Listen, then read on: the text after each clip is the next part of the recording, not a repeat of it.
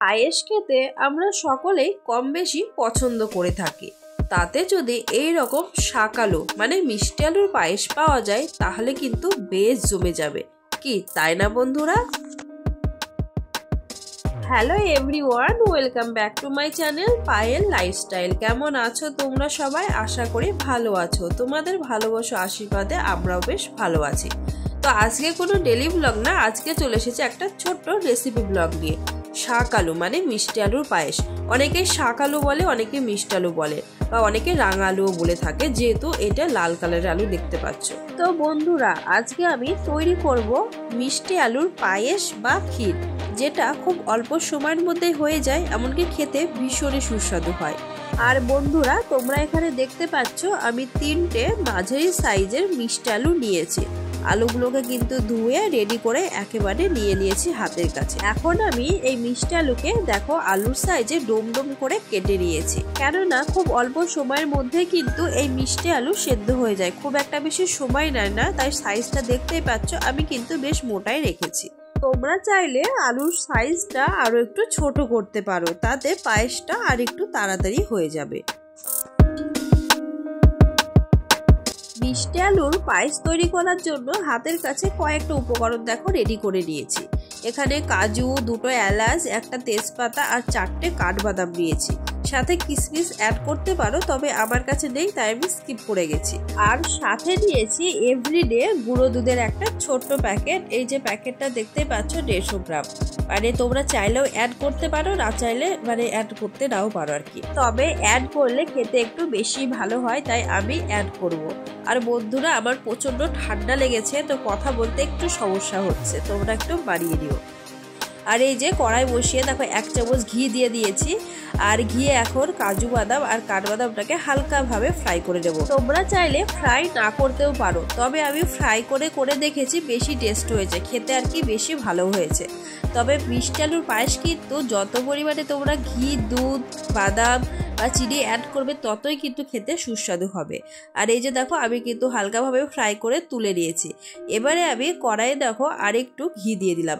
এর মধ্যে আমি এই মিষ্টি আলুগুলোকেও কিন্তু হালকাভাবে ফ্রাই করব।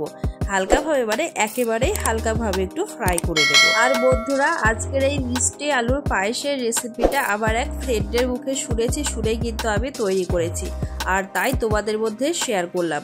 আর ফার্স্টবার তৈরি করেছি আমি, তবে খেতে কিন্তু খুবই ভালো হয়েছিল। আলু ভাজা হয়ে গেছে। এরপরে কড়াইয়ে আমি ঘিয়ের মধ্যে কিন্তু দুধ ঢেলে দিয়েছি, এটা গরুর দুধ, আর তার সাথে একটা তেজপাতা, 2টো এলাচ অ্যাড করেছি। মাঝখানের ভিডিওটা আমি স্কিপ করে গেছি, মানে ভিডিওটা করা হয়নি। তো দুধটা দেখো ফুটে গেছে। এর মধ্যে আমি এখন মিষ্টি আলুগুলোকে দিয়ে দিলাম, আর এইভাবে দুধের সাথে কিন্তু আলুগুলো ফুটে ফুটে সেদ্ধ হতে থাকবে। বন্ধুরা, কিছু সময় পর এলাম, দেখতেই পাচ্ছ দুধটা কিন্তু পরিমাণে অনেকটাই কম হয়ে গেছে, আর আলুটাও কিন্তু সেদ্ধ হয়ে গেছে। তো এবারে কিন্তু আমি এই পায়েসের মধ্যে পরিমাণ মতো একটু লবণ দেব, কেননা মিষ্টি জিনিসে কিন্তু সামান্য পরিমাণে স্বাদ মতো নুনটা না দিলেও কিন্তু খেতে খুব একটা ভালো হয় না। কোনো রান্নায় লবণের ভূমিকা কিন্তু সব থেকে বেশি। লবণটা যদি পরিমাণে কম বেশি হয়ে যায় তবুও কিন্তু খারাপ, এমনকি যদি না দেওয়া হয় তবুও কিন্তু খেতে ভালো লাগে না। তাই আমি পরিমাণ মতো লবণ দিয়েছি, আর এখানে দেখো নিজের আইডিয়াতে পরিমাণ মতো চিনি দিচ্ছি। তোমরা যে যেমন মিষ্টি খেতে ভালোবাসো তেমন পরিমাণে কিন্তু চিনিটা অ্যাড করবে। আমি যেরকম পরিমাণে মিষ্টি খাই সেই হিসেবে কিন্তু চিনিটা এখানে অ্যাড করে দিলাম। এবারে কিন্তু আমি দেখো পায়েসটাকে আরও একবার নেড়ে চেড়ে দিচ্ছি।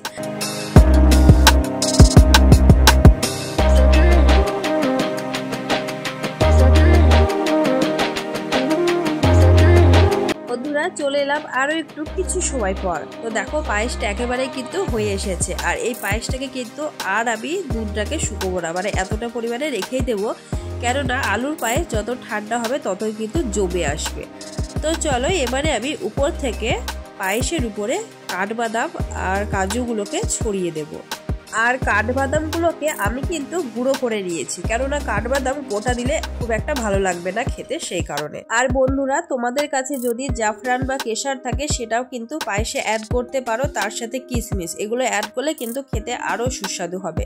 তো যাই হোক, আমার কাছে যে উপকরণগুলো ছিল সেগুলো দিয়ে আমি দেখো মিষ্টি আলুর পায়েস তৈরি করে নিয়েছি। আর দেখতে দেখো কতটা সুন্দর লাগছে। এটা কিন্তু এখন গরম অবস্থায় রয়েছে, ঠান্ডা অবস্থায় তোমাদের সাথে চলে এলাম আবারও। এই যে, তো এটা হচ্ছে পরের দিন সকাল, মানে পায়েসটা যতটা ঠান্ডা হয়েছে খেতেও কিন্তু সুস্বাদু হয়েছে, আবার দেখো জমেও গেছে। আর যে কোনো মিষ্টি জিনিস দেখবে গরমের থেকে কিন্তু ঠান্ডা খেতে বেশি সুস্বাদু লাগে। তো সেই কারণে আমি কিন্তু সকালেই একেবারে চলে এলাম। আর পায়েসটা সত্যি বলছি খেতে খুবই ভালো হয়েছিল। তো বন্ধুরা, তোমরা একবার তৈরি করে দেখো, খেতে খুব ভালো লাগবে। তো বন্ধুরা, আজকের মতো ভিডিও এখানেই শেষ করলাম। দেখা হবে আবারও নতুন কোনো ব্লগের সাথে। ভালো থেকো, সুস্থ থেকো, টাটা বন্ধুরা, আর সকল সময় পাশে থেকো।